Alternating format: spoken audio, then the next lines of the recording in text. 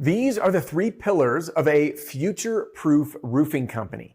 Now, it's no secret that the industry has undergone seismic shifts over the last 36 months. When we look backwards, material prices have been out of control, interest rates have gone up, consumer spending has slowed down, the insurance companies are rewriting the rules for the insurance game.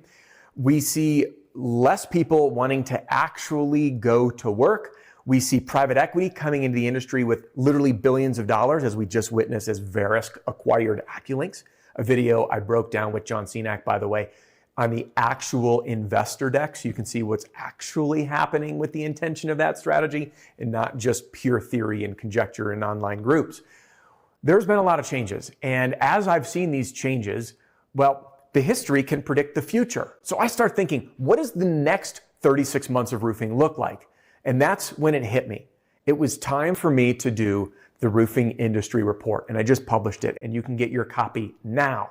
It's the 2025 to 2028 roofing market report, future trends every company must know or get left behind. Now listen, this report that I'll be breezing through right here is available in the link in the description, or if you go to roofmarketreport.com. Okay, so go there now, grab your copy. Now I'm going to zoom in on some things. I examined 9 market conditions, the 9 that I felt were the most relevant to what we need to know in roofing and how these conditions are going to impact the roofing industry. Now you'll read in the intro, and I'm just going to summarize this for you right now before we get into it. How this report came to be is a tremendous amount of sleepless nights and countless hours.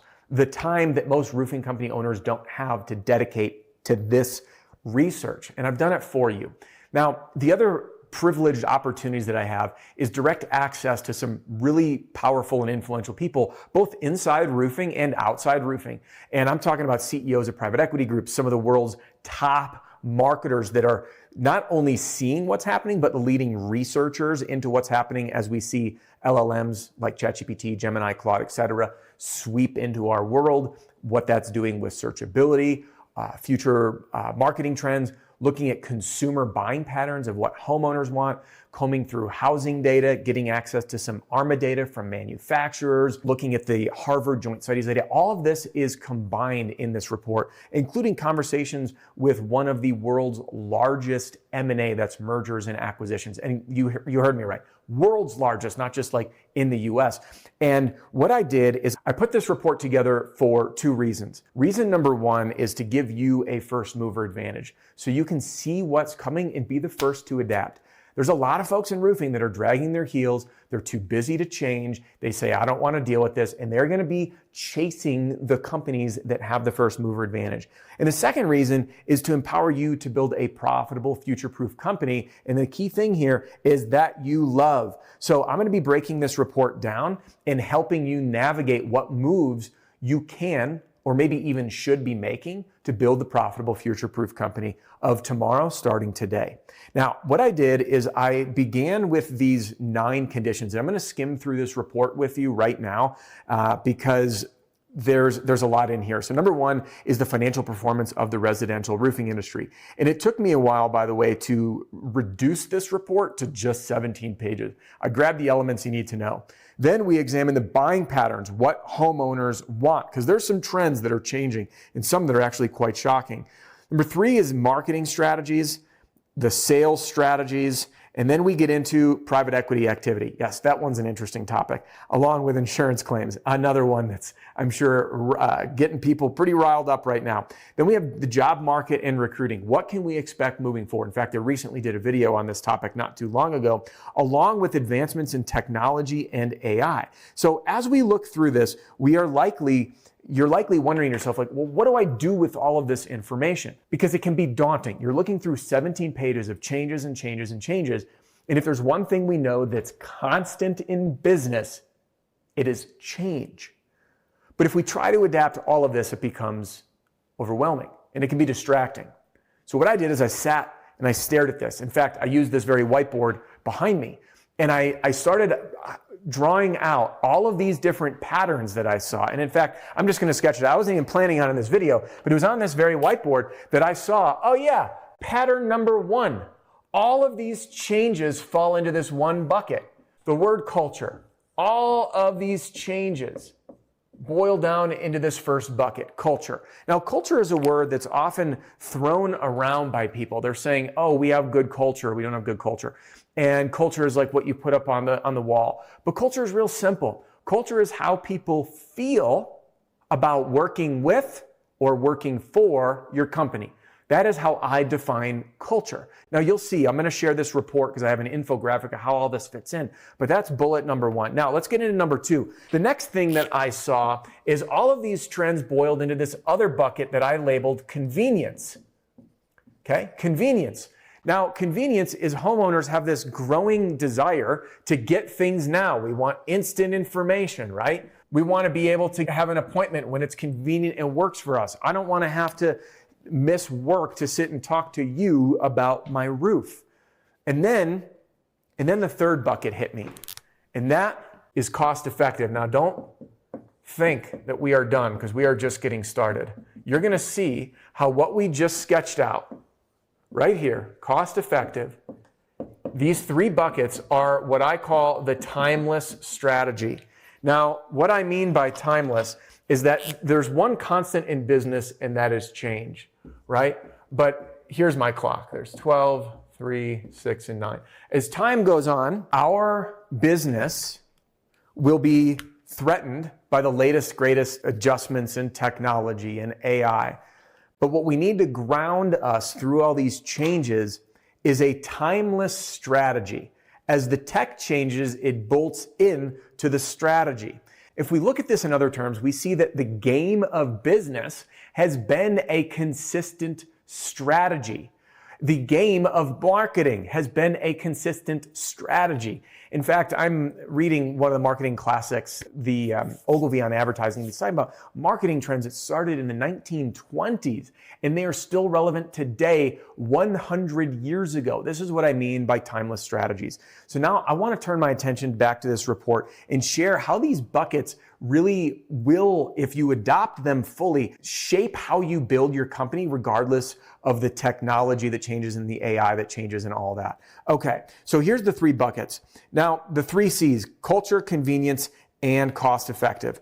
Now, I'm going to leave this up and we're going to talk through a couple things here because as you see these buckets, and again, this is all in the report if you want to read through how you can integrate these and how this will shape your marketing. But these three buckets, when we look in culture is what's going to give you the competitive advantage in the highly competitive landscape that is recruiting.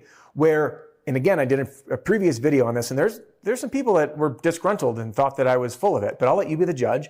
I believe that moving forward in the next 3 years, commission-only sales jobs will be a thing of the past because companies will be providing more leads, a more fragmented sales process that will demand higher sales per rep because of the tech enablement to offer salespeople more streamlined processes, which means they're able to take more appointments, which means they'll be paid a base plus commission. So being that there's going to be more competition and maybe even remote opportunities available, the recruiting landscape is going to be driven by culture. Who does someone want to actually work for? Now, my prediction is that private equity groups are going to struggle the most with retention because of how rapidly they change and how quickly they grow. That's a prediction because people don't like change. Okay. You're also going to see in the bucket of culture is retention. Are you going to be able to keep people on board, or are you the kind of person that just hires folks and says, hey, I did it, so can you? Here's the training. Why don't you just go make money for yourself? No. People need to find a place where they feel like part of something bigger, where they're supported, where they're doing their best work. All right. Next on the list is the customer experience. This is going to be a key differentiator moving forward. If you don't provide an amazing customer experience, your business is on thin ice, and that begins internally. If the team isn't really satisfied and happy with what they're doing at work, how could they broadcast joy and happiness and tender care to your customers if they're not feeling it on their own? And this boils down to these last two buckets of leadership and accountability.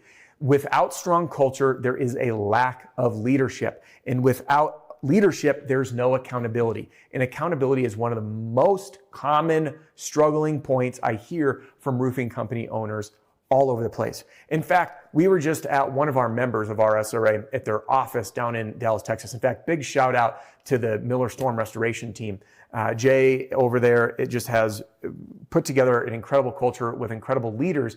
And if you follow Jay on Instagram, you'll see how he rallies his team around him, and it is genuine. They're like, you feel the culture the minute you step into their office. It's awesome. So anyway, that's culture. Now let's get back into this report, shall we?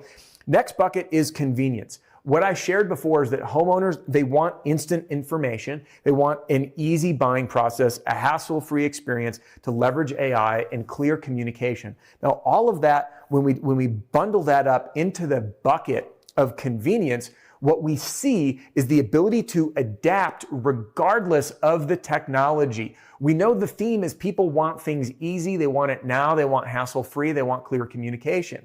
And when you start looking at the most common complaints about roofing companies, or contractors in general, it is usually down to communication and professionalism, which you could almost group into just one category in and of itself. Now, when we get back into this, the final bucket is cost effective. Now, you may be wondering, cost effective does not mean a race to the bottom in offering cheap prices.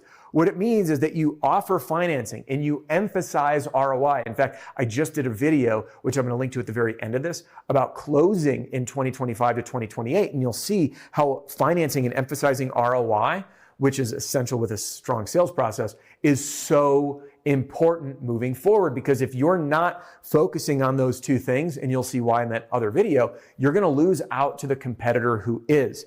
This is also a huge opportunity for upselling and cross-selling as we see more market share of the residential roofing market growing for, 75% of the market is asphalt shingles, 25% is the rest, okay? Metal roofing, etc., tile roofing, and so on. We are seeing that the smaller market, 25%, growing even more.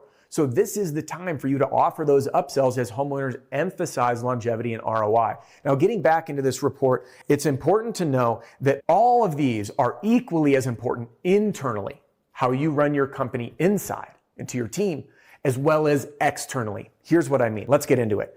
Now, culture. Internally, how do you run your culture?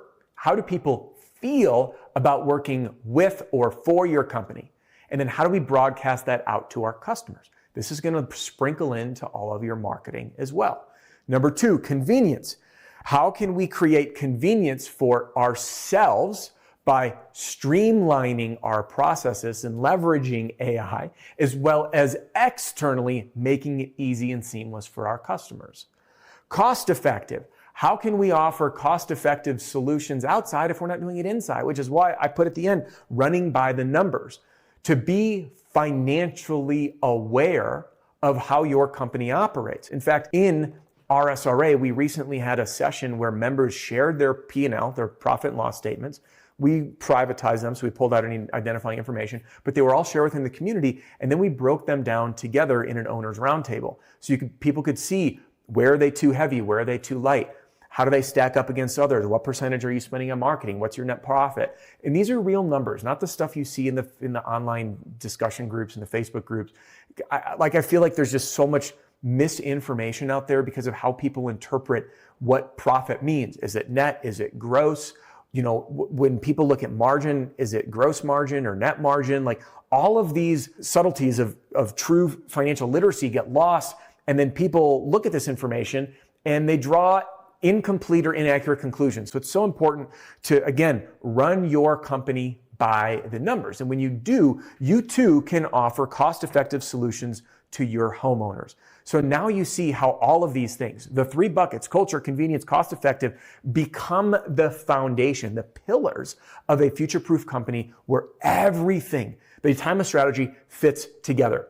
And when you embody this system, you, my friend, will build a profitable, future-proof company that you love. And now, if you want to learn what you need to do to start closing these deals in 2025 to 2028, jump into this next video, and I'll see you in the next one.